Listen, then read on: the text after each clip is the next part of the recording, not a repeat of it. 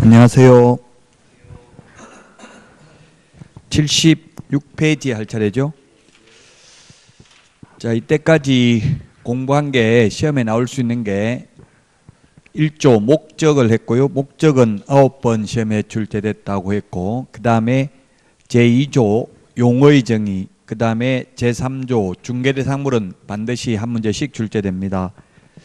그리고 4조부터 8조까지가 공인중개사 제도입니다. 공인중개사 제도는 내용이 많은 거에 비하면 한 문제 정도밖에 출제 안 됩니다. 상대적 중요도는 낮은 편입니다.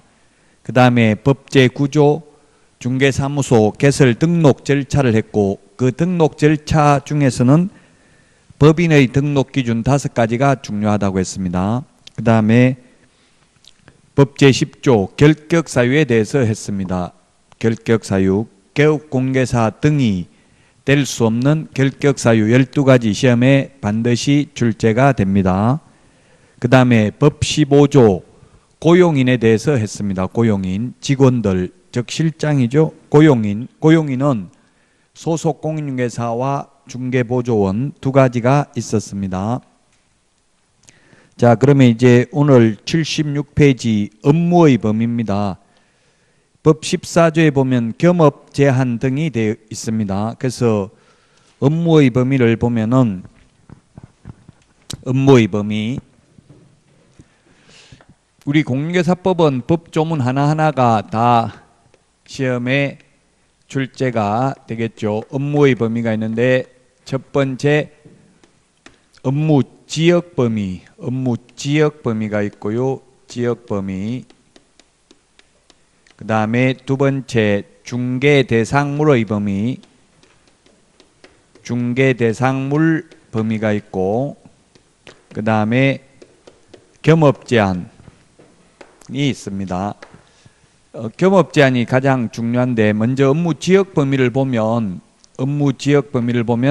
개업 공인중개사의 종류가 3개가 있습니다. 첫 번째 법인인 개업 공인중개사가 있고, 그 다음에 두 번째 공인중개사인 개업 공인중개사가 있고, 세 번째 법 7638호 부칙 제6조 2항의 규정에 의해서 등록을 한 것으로 보는 자, 소위 중개인이라고 편의상 부릅니다. 이 세 가지 종류가 있는데, 개업공개사의 종별이, 이 중에서 법인인 개업공개사와 공인중개사인 개업공인중개사의 업무지역은 전국입니다. 근데 소위 중개인의 업무지역은 원칙은 시도입니다.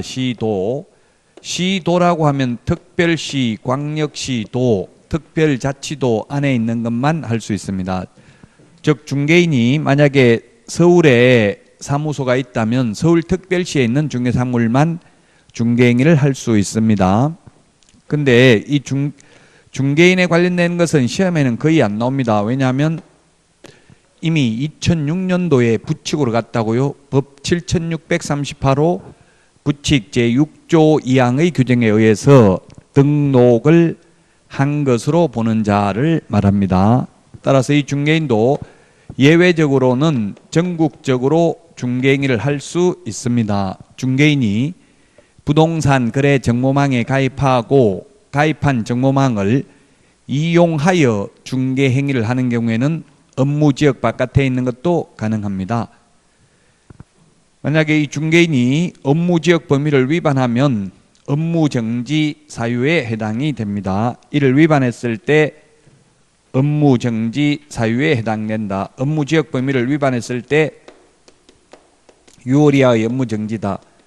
근데 소위 중개인들은 자격증을 취득하지 않았죠. 자격증을 취득하지 않았기 때문에 이런 규정이 있는 것도 모릅니다. 현실적으로. 그래서 중개인에 관련된 것은 현실적으로 시험은 거의 출제되지 않는다. 자, 그 다음에 중개대상물의 범위입니다. 중개대상물. 중개대상물의 범위인데, 중개대상물은 토지, 건축물, 임목, 공장재단, 광업재단이 있는데, 이 중개대상물의 범위는 개업공인중개사의 종별에 따른 차이가 없습니다. 그래서 과거 시험에 소위 중개인은 토지, 건축물, 그 밖의 토지의 정착물에 한하여 중개행위를 할 수 있다. X로 출제됐습니다. 중개인도 임목, 공장재단, 광업재단도 중개행위를 할 수 있다. 따라서 개업공개사의 종별에 따른 중개 대상물의 범위는 차이가 없습니다. 자, 이제 가장 중요한 게 지금 이거는 거의 시험에 잘 출제가 안 되고요. 77페이지 2번에 중개법인의 겸업제한 77페이지 밑에서 10번째 줄 정도에 있는 2번 중개법인의 겸업제한 이게 중요합니다. 이 중개법인의 겸업제한 이 규정은 별표 3개 하시고 거의 해마다 출제됩니다. 중개법인의 겸업제한이고요. 우리 핵심 비교 정리 프린트에는 24번에 있죠. 6가지만 겸업을 할 수 있는데 이런 겸업제한 규정을 둔 이유는 골목상권을 보호하기 위한 조치입니다. 외국의 대형 법인이 우리나라 진출해서 우리나라 개인 중개업소와 무한 자유 경쟁을 하면 우리나라 영세한 개인 중개업소가 살아남을 수 없기 때문에 법인만 겸업을 제한하고 있고 개인에 대해서는 겸업 제한이 없습니다. 그 법인 하려면 지난주에 우리 자본금도 5천만 원 이상해야 되고요. 그 다음에 3분의 1 이상이 공인중개사여야 되죠. 대표자 제외하고 이런 절차는 까다로운데 오히려 할 수 있는 일은 더 적다고요. 개인보다. 그 이유는 외국의 대형 법인이 우리나라 진출해서 영세한 개인 개업공개사와 무한 자유 경쟁을 하는 것을 방지하기 위한 조치입니다. 자, 그러면 법인은 6가지만 할 수 있습니다. 77페이지 양가로 1번 6가지. 우리 핵심 비교 정리 프린터는 24번을 보시면 되겠습니다. 24번에 정리가 되어 있습니다. 이것은 해마다 출제됩니다. 해마다 24번. 24번에 있죠? 예, 법인의 겸업 제한이라고 되어 있습니다. 자, 그래서 양가로 1번 법인은 상업용 건축물 및 주택의 임대 관리 등 부동산의 관리 대행할 수 있습니다. 관리 대행만 할 수 있는데 시험에 임대업을 할 수 있다고 하면 X입니다. 임대업은 안 되고 임대 관리 대행만 가능합니다. 실제 돈 되는 것은 임대업을 해야 돈 되겠죠? 월세 받아야. 근데 관리 대행하면 거의 방 한 개에 저 같은 경우 관리 대행하고 10,000원 정도밖에 못 받았어요. 많이 받아봐야 50,000원 정도 받습니다. 최고 많이 받아야 방 한 개에. 근데 월세는 보통 40-50만 원 받을 수 있죠. 외국 큰 법인인 경우 자본금은 조달할 수 있잖아요. 돈은. 그래서 이 관리 대행만 해가지고는 직원 월급 주기도 힘들 수도 있다는 이야기입니다. 그 외국 법인들은 외국에는 거의 다 임대업도 합니다. 그래서 고정 월세가 나와야 직원들 월급 줄 수 있기 때문에 법인이 운영이 되겠죠. 만약 우리나라에 법인이 들어왔다가는 지금 서울 같은데 작년 상반기까지는 엄청나게 돈 많이 벌었다 하더라고요. 제가 연수교육을 해보니까. 근데 작년 하반기부터 지금은 거래가 거의 안 되고 있다 하더라고요. 그래서 아파트 같은 경우는 부동산 정책의 영향을 많이 받습니다. 따라서 이런 고정 월급, 고정 수익이 나오는 임대업 이런 걸 하면 좋은데 법인은 안 됩니다. 개인은 해도 되겠죠? 개인은 건물주인 경우는 자기 집이 여러 개면 임대업을 할 수밖에 없잖아요. 개인은 가능한데 법인은 임대업 안 된다. 그리고 상업용 건축물하고 주택만 임대관리 등이 가능합니다. 공업용 건축물, 농업용 건축물 X로 출제됐습니다. 해마다 출제되는 파트입니다. 법인의 겸업 제한. 양가로 2번 부동산 이용 개발 및 거래에 관한 상담 78페이지. 이용 개발 및 거래에 관한 상담업은 할 수 있는데 개발업은 안 됩니다. 개발업을 해야 돈이 되죠. 예, 개발업을 해야. 개발업이라는 게 뭡니까? 부가가치를 높이는 게 개발이죠. 뭐 예를 들면 땅을 사가지고 건물을 짓는 것도 개발이고, 아니면 나대지를 그대로 놔놓는 것도 개발일 수 있어요. 사가지고 1년 만에 차익을 실현하고 팔 수 있다면 그것도 개발입니다. 어쨌든 이런 개발업은 안 되고 개발에 관한 상담만 할 수 있다고, 이 땅 사면은 돈 된다 알려줄 수만 있고 직접 개발업을 하는 것은 안 됩니다. 개발에 관한 상담만 할 수 있고, 양가로 3번 개업 공인중개사를 대상으로, 개업 공개사 밑줄 치십시오. 개업 공인중개사를 대상으로 한 중개업의 경영기법 및 경영정보 제공이 가능합니다. 개업 공인중개사를 대상으로 가능합니다. 시험에는 공인중개사를 대상으로, 그 다음에 일반인을 대상으로 X로 출제됐습니다. 프랜차이즈 가맹점업이잖아요. 예를 들면 부동산 114, 부동산 뱅커, 뭐 LBA 법률중개사 이런 것들 옛날에 있었습니다. 파리바게트, 뚜레쥬르 이런 것처럼, 스타벅스 이런 것처럼 프랜차이즈 가맹점업을 하는데 누구를 대상으로 한다? 개업 공인중개사를 대상으로 해야 된다고요. 개업 공인중개사가 개업을 한 사람들이잖아요. 그래서 공인중개사를 대상으로 X 이렇게 출제됐습니다. 양가로 4번 상업용 건축물 및 주택의 분양대행입니다. 택지 분양대행, 토지 분양대행 안 됩니다. 상업용 건축물하고 주택의 분양대행만 됩니다. 분양업을 해야 돈이 됩니다. 즉 직접 지어서 팔면은 분양이 100% 되면 50%는 남습니다. 모든 물건은 약 50% 많이 팔면 50%는 수익이 나죠. 식당도 잘 되는 데는 가면 매출액이 50% 정도는 남을 수 있습니다. 안 되는 데는 식당도 안 되겠죠. 남을 수가 없겠죠. 손님 한 명밖에 안 온다면 안 되겠지만 많이 온다는 전제하에서. 그래서 마찬가지 아파트도 전세대 이렇게 직접 지어서 분양하면 50% 남는다고요. 근데 분양업은 안 되고, 분양대행이라는 것은 남이 지어놓은 거 대신 분양만 대신할 수 있다고, 대행할 수 있다고요. 분양 대행하면은 보통 아무리 많이 받아봐야 1,000만 원 정도 받습니다. 1,000만 원 받으면 광고비도 직접 부담해야 돼. 분양 대행하는 사람이. 저 같은 경우는 300만 원 정도 받아봤어요. 분양 대행하고. 그래서 300만 원이면 여러분들이 크다 생각할 수 있지만 직접 분양업을 하면 2억짜리 팔면 1억 남을 수도 있는데 300만 원밖에 못 받는다고요. 그래서 분양업은 안 되고 분양 대행만 된다. 그 다음에 상업용 건축물, 주택만 분양대행 가능하고 택지 분양대행, 토지 분양대행 안 됩니다. 공업용 건축물, 농업용 건축물 분양대행 안 됩니다. 양가로 5번 79페이지 그 밖에 중개업에 부수되는 업무로서 대통령령이 정하는 이사, 도배업체 소개 등 용역 알선업은 할 수 있습니다. 용역업은 안 됩니다. 즉 이삿짐센터, 도배업체를 직접 운영하는 건 안 되고 소개하는 것만 됩니다. 이삿짐센터 소개하면 지금 2만 원에서 5만 원 정도 줍니다. 현업에서 이삿짐 소개하면.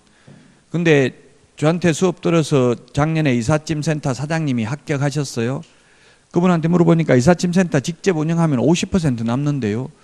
제가 생각할 때는 그렇게 안 남을 것 같은데요. 그 오는 인부들 일당 주고 나면 그렇게 안 남을 것 같은데요 하니까 남는다 하더라고요. 직접 그분은 차도 직접 다 사가지고 있고, 그래서 50% 정도 남는데, 그 이삿짐센터를 직접 운영하면 50% 남는데 소개해봐야 최고 많이 받아야 5만 원도 채 못 받는다고요.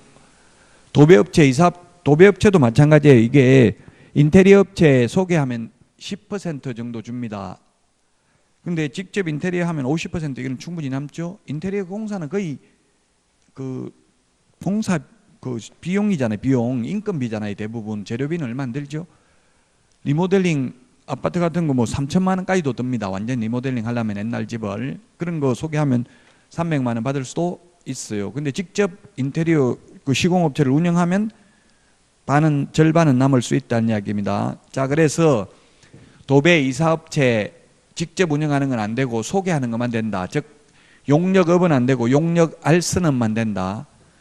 어떤 분이 인터넷에 질문하는 거 보니까 업이라는 말 들어가면 전부 다 안 되지요 이렇게 하던데, 법조문에는 업이라고 안 돼 있는데 용역 알선을 계속 반복하면 그게 용역 알선 업이 되겠죠.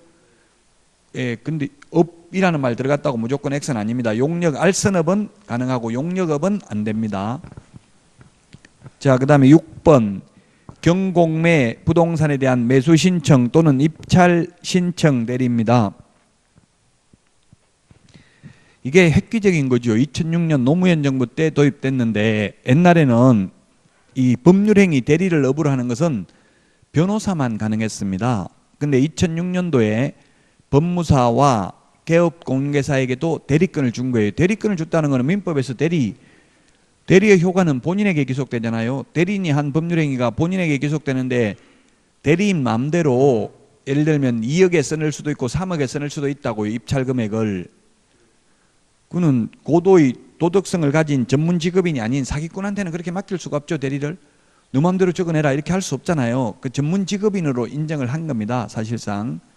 그래서 이 2006년도 1월 30일 공인중개사법이 개정되기 전에는 경매 브로커 구속 이런 건 뉴스에 많이 나왔어요. 개업공개사가 경매 입찰 대리하면 옛날에 경매 브로커라고 해서 변호사법 위반으로 구속됐어요.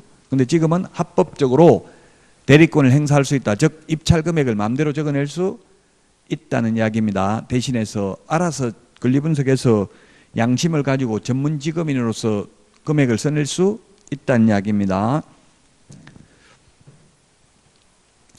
자, 그 다음에 2번에 보면 동그라미 2번에 보면은 개업공개사가 민사집행법에 의한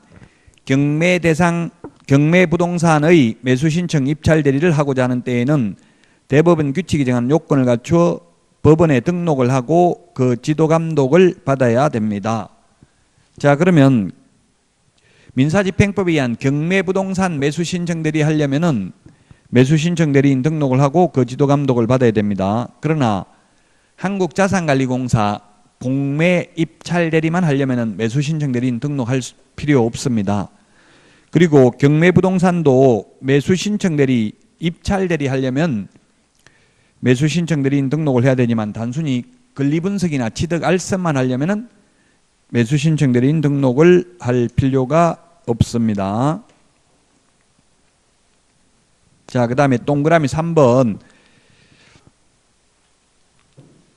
세 번째 줄에 보니까 따라서 중개법인과 공인중개사인 개업공개사만 경공매 매수신청 대리를 할 수 있다. 다시 말하면 법 7638호 부칙 제6조 2항의 규정에 의해서 등록을 한 것으로 보는 자, 소위 중개인은 이 경공매 매수신청 대리를 할 수 없습니다.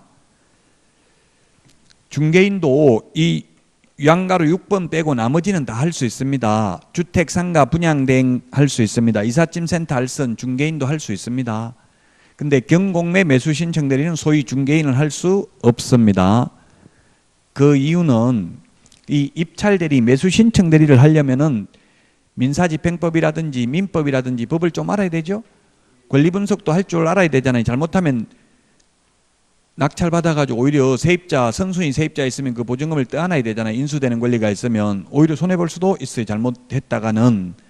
그래서 법률을 알아야 되는데 중개인들은 자격증을 취득하지 않았기 때문에 공부를 안 했으니까 법을 모를 수가 있죠. 그래서 매수신청 대리, 경공매 매수신청 대리만 중개인은 못합니다. 나머지는 중개인도 다 할 수 있습니다. 6가지 중에서.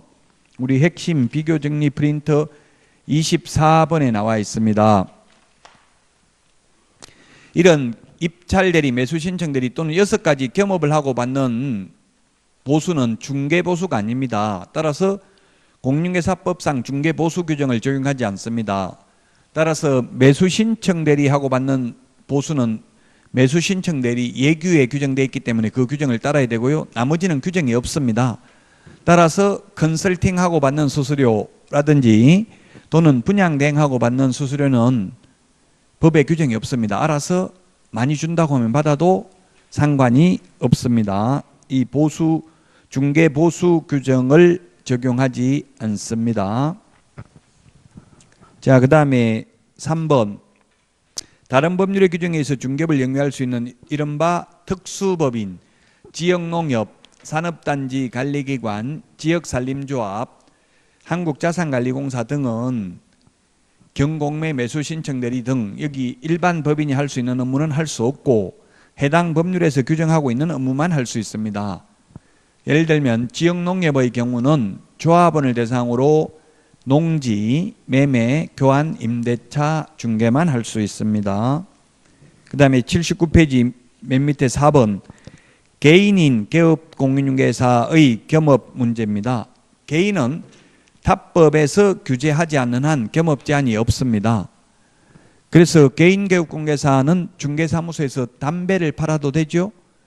법인은 담배 파는 거 안 됩니다. 6가지만 겸업할 수 있습니다. 개인 개업공개사는 식당 하면서 옆에서 중개업 해도 됩니다.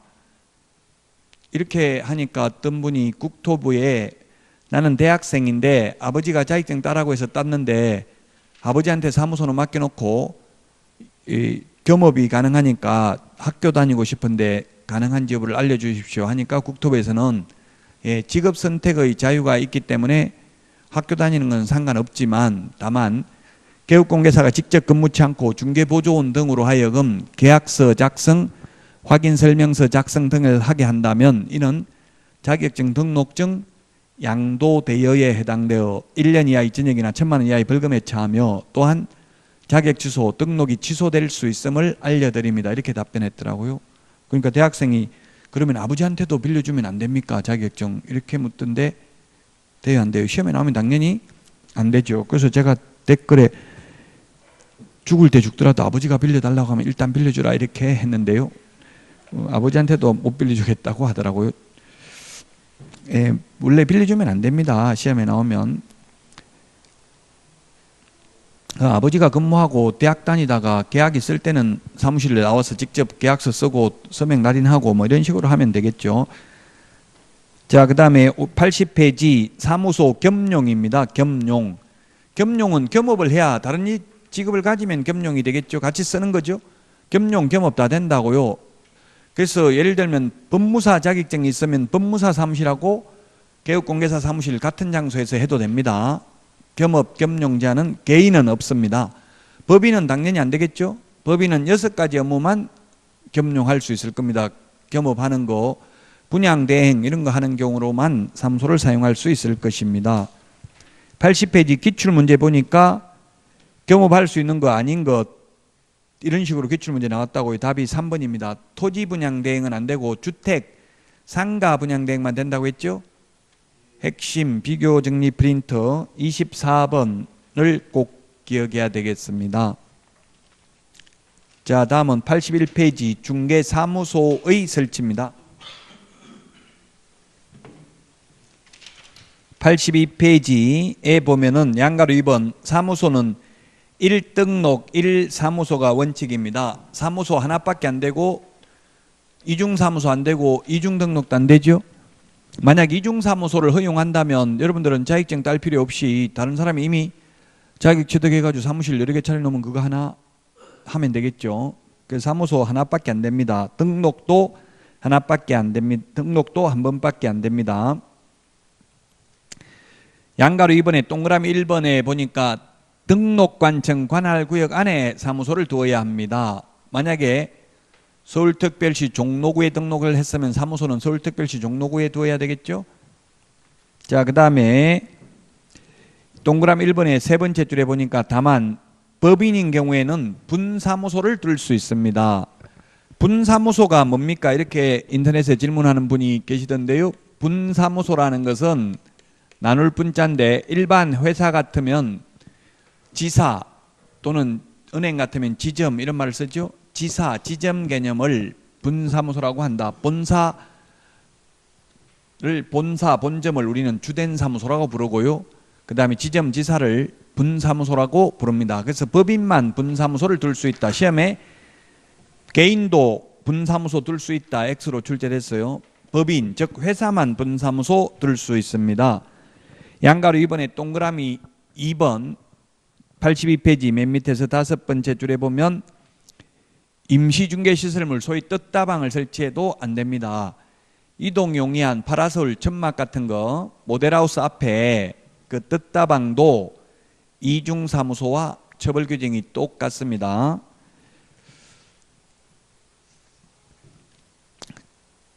그 다음에 3, 4, 5, 6번 이거는 거의 3, 4, 5번은 시험에 잘 안 나옵니다. 6번이 자 이중사무소 앞에 지난주에 했던 걸 다시 한번 복습을 해보겠습니다. 이중이라는 말 들어가는 거 우리 핵심 비교 정리 프린터는 53번 표 밑에 있습니다. 이중 등록, 이중 소속, 그 다음에 이중 사무소. 이중 사무소하고 똑같은 게 이동이 용이한 임시 중개 시설물, 즉 뜻다방, 파라솔, 천막 같은 게 되겠죠. 그 다음에 이중계약서, 이중계약서, 다운계약서, 업계약서, 거짓계약서, 그 다음에 이중직업, 이중직업 이렇게 시험에 잘 안 나오고 겸업이라는 표현으로 나올 가능성이 많죠. 겸업이나 이중직업이나 같은 말입니다. 자, 그래서 이중등록, 이중소속을 하게 되면은 개업 공인중개사는 절대적 등록 취소, 반드시 등록을 취소해야 되고요. 그 다음에 소속 공인중개사는 자격 정지. 어떤 분은 이런 식으로 암기했다는 분도 있더라고. 이중 등록, 글자 2개인 거는 절대적 취소, 이중 사무소, 이중 계약서, 글자 3개인 거는 임의적 취소, 취소할 수 있다. 자, 그래서 이중사무소는 개업공개사는 임의적 취소 또는 상대적 취소, 취소할 수 있다. 같은 말입니다. 소속공개사는 자격을 정지할 수 있습니다. 물론 자격 정지 기간 중에 이중소속을 하면 자격을 취소하여야 합니다. 그 다음에 겸업, 이중직업을 가지는 것은 개인은 타법에서 규제하지 않는 한 적법행위입니다. 타법, 즉 공무원법에서 공무원은 이중직업을 금지하기 때문에 공무원을 하면서 중개업을 할 수는 없겠죠. 그러면 공인중개사법 위반이 아니라 공무원법에 저촉됩니다. 그 다음에 법인인 경우에는 법 제14조에 규정하고 있는 6가지 업무 외의 업무를 하면은 등록을 취소할 수 있습니다. 이중등록, 이중소속, 이중사무소, 임시중개시설물, 뜻다방까지 1년 이하의 징역이나 1,000만 원 이하의 벌금에도 처합니다. 따라서 이중등록을 하면 절대적 취소도 되고 또한 1년 이하의 징역이나 1,000만 원 이하의 벌금을 병과할 수 있습니다. 병행해서 부과할 수 있습니다. 징역도 가고 등록도 취소되고 둘 다 당할 수도 있습니다. 자, 이중사무소에 대해서 봤고요. 자, 다음은 83페이지 법인의 분사무소입니다. 자, 분사무소 절차가 거기 85페이지 표로 그려놨는데요. 분사무소 설치 신고입니다. 분사무소 설치 신고. 옛날에는 이게 처음에는 승인 받았는데 지금 신고입니다. 그래서 신고는 적본 요건만 갖추면 반드시 수리를 해야 됩니다. 분사무소 설치 신고를 어디다가 하느냐면 주된 사무소 등록관청에다가 합니다. 주된 사무소. 주된 사무소 이런 말은 사실은 사족입니다. 쓸 필요는 없는데 시험에 주된 사무소 등록관청 이렇게 출제됐어요. 왜 주된 사무소라는 말은 쓸 필요가 없냐 하면은 등록관청이라고 하면 우리 법제 구조에 보면 주된 사무소, 법인인 경우 주된 사무소 소재지 시장, 군수, 구청장을 말한다라고 되어 있습니다. 그래서 중복 표현입니다. 어쨌든 주된 사무소 등록관청에 분사무소 설치 신고를 하면 신고 필정을 교부합니다. 신고 필정을 교부합니다. 며칠 이내 7일 이내에 분사무소 설치 신고 필정을 교부합니다. 7일이 지난주에 많이 나왔죠. 7일. 우리 7일이라는 숫자는 30 몇 번에 있습니까? 7일이라는 39번에 보면 7일 있습니다. 분사무소 설치 신고 필정 교부가 11번에 있죠. 39번에 11번 밑줄 치놓으세요. 39번에 11번에 있습니다. 신고 필정을 교부해 주고요. 신고 필정을 교부받고 나면은 업무를 개시할 수 있습니다. 업무 개시할 수 있고 그 다음에 신고 필증을 교부해 준 주된 사무소 등록관청은 지체 없이 분사무소 관할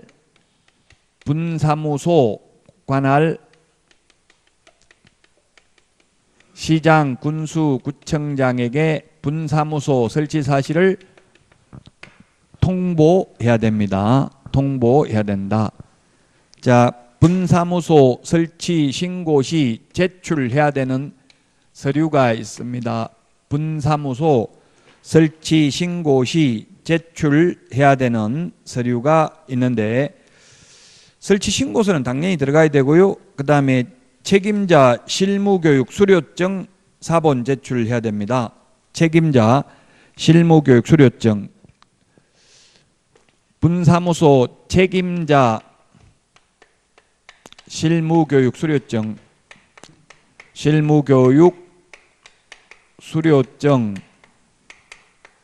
4본입니다. 원본이 아니고 4본입니다. 4본은 반드시 4본이라는 말을 해야 됩니다. 원본은 원본이라는 말을 안 해도 됩니다. 당연히 아무 말 없으면 원본이죠. 우리 말할 때 이번에 진짜다 이런 말 하는 사람은 이때까지 한 거는 다 그러면 가짜라는 이야기죠. 그래서 아무 말 없이 하면 그게 다 진짜고요. 가짜다, 농담이다 이거는 말해야 되잖아요. 그래서 4본은 4본이라 말을 해야 되고 원본은 말 안 해도 됩니다. 자, 그 다음에 손해배상을 보장하기 위한 보정설정 증명서류도 제출해야 됩니다. 보정보험 증권이나 공제증서, 공탁증서 이런 것을 제출해야 됩니다. 그 다음에 세 번째, 사무소 확보 증명서류 제출해야 됩니다. 사무소는 소유권 확보가 아니라 사용권만 확보하면 됩니다. 그래서 옛날에 제출했는데 지금 제출 안 하는 게 뭐가 있느냐면 이 책임자 자격증 사본을 제출하지 않습니다. 왠지 할 것 같은데 안 한다고요? 우리 그 핵심 비교정리 프린트 51번에 맨 마지막에 페이지에 보면 51번에 동그라미 2번을 밑줄 치시면 51번에 동그라미 1, 2, 3번은 자격증 미제출이라고 돼 있죠. 옛날에 제출했었습니다. 그럼 왜 제출 안 하느냐 하면 지금은 자격증 교부대장은 전자적 처리가 불가능한 특별한 사유가 있는 경우를 제외하고는 전자적 처리가 가능한 방법으로 작성 관리되어야 합니다. 즉 왜 그러느냐 하면은 나무자격증 위조해서 중개업을 하다 적발된 사례가 있었습니다. 그래서 이제는 자격증 진위 여부를 직접 행정관청이 확인한다는 이야기입니다. 즉 제가 등록 신청을 해보니까 제 주민등록번호만 입력하니까 그 공무원이 보는 컴퓨터에 제가 자격증 딴 날짜까지 다 뜨더라고요. 그래서 이제 자격증은 제출할 필요가 없습니다. 진위 여부를 공무원이 직접 확인하기 때문에 그렇습니다. 자, 이게 분사무소 설치 신고 절차입니다. 다시 83페이지 좀 보충을 하면요. 양가로 1번에 동그라미 1번에 보니까 법인인 개업공개사는 대통령령이 정하는 기준과 절차에 따라 등록관청에 신고한다고 돼 있죠. 이게 법조문에 저는 이게 주된 사무소 이게 중복편이라고 했잖아요. 그냥 등록관청이라고 하면 그게 주된 사무소 소재지 시장군수구청장이에요. 근데 시험에는 주된 사무소 등록관청 이렇게도 나왔어요. 분사무소 관할 등록관청 해서 X로 출제를 했다고요. 엄밀히 말하면 분사무소 관할 등록관청도 따지고 보면 주된 사무소 소재지 시장군수구청장이에요. 근데 시험에 완벽하게 맞지 않게도 출제됐었습니다. 어쨌든 주된 사무소 등록관청에 신고한다. 이번에 분사무소는 주된 사무소 소재지가 속한 시, 구가 설치되지 아니한 시와 특별자치도 행정시의 시를 말한다. 구를 제외한 밑줄 치십시오. 제외한 시군구별로 설치하되 시군구별로 1개소를 초과할 수 없다. 지금 수원시가 울산광역시보다 인구가 조금 더 많더라고요. 118만 명 정도 해서 울산보다 조금 많던데요. 어쨌든 수원시가 그럼 이게 수원시입니다. 수원시에는 구가 4개가 있습니다. 영통구, 팔달구, 장안구 4개의 구가 있는데, 그러면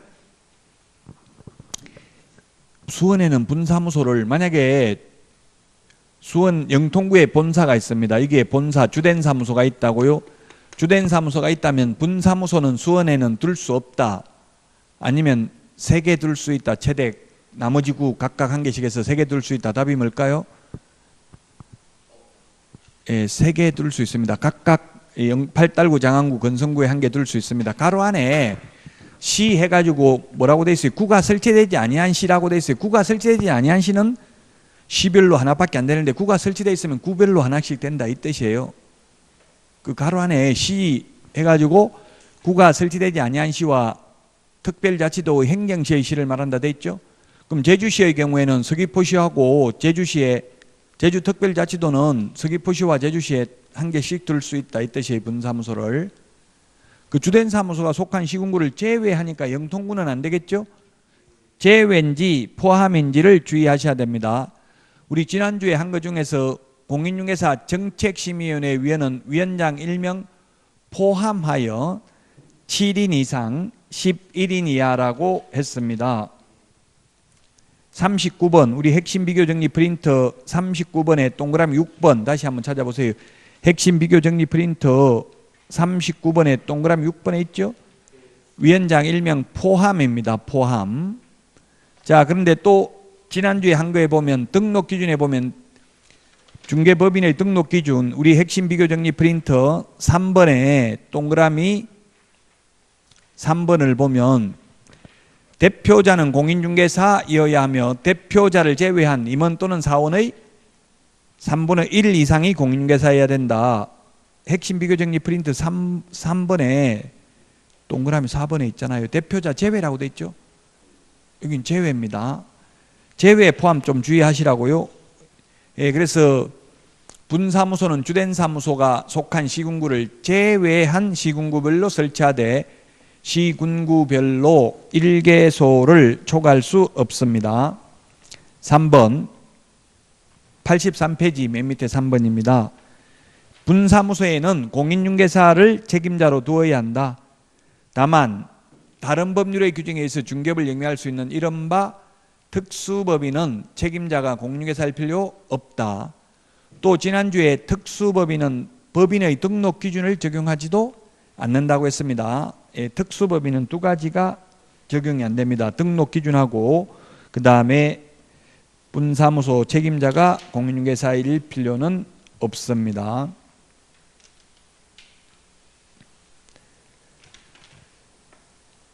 86페이지 분사무소 설치 신고서 서식 보겠습니다. 그 서식의 밑에 보니까 첨부해야 되는 서류는 3가지고요. 담당 공무원 확인사항 보니까 법인 등기사항 증명서 건축물 내장은 제출 안 한다는 이야기죠. 자격증 소속 책임자 자격증 사본도 제출하지 않습니다. 자, 거기에 86페이지 수수료 해가지고 시군구 조례가 정하는 수수료 이렇게 돼 있는데, 자, 그러면 만약에 여기가 본사가 있고요. 본사가 영통구에 있습니다. 수원시 영통구입니다. 수원시 영통구에 본사가 있고, 만약에 대전시 유성구에다가 분사무소를 설치하려면, 여기에다가 분사무소를 설치하려면은 어느 시군구 조례가 정하는 수수료를 내야 됩니까? 영통구가 아니라 수원시 조례입니다. 수원시 조례.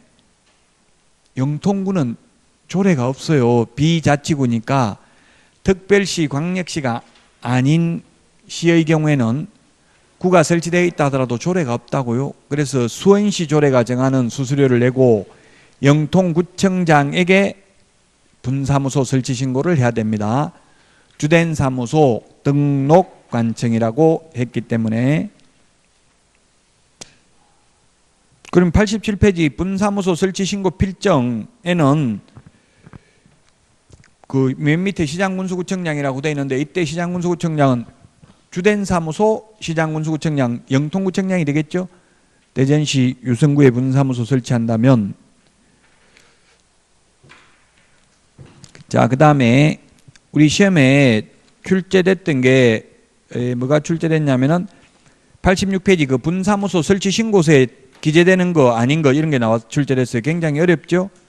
본사, 명칭, 소재지, 등록번호, 그 다음에 분사무소 소재지, 책임자, 성명, 주민등록번호, 자격증 발급한 시, 도 이런 게 기재된다. 이게 출제됐어요.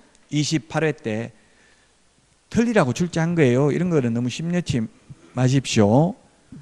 해마다 서식이 까다로운 게 100.5밖에 한 문제씩 출제됩니다. 자, 여기까지 분사무소에 대해서 살펴봤습니다. 쉬었다가 이제 88페이지 사무소 공동사용부터 보도록 하겠습니다.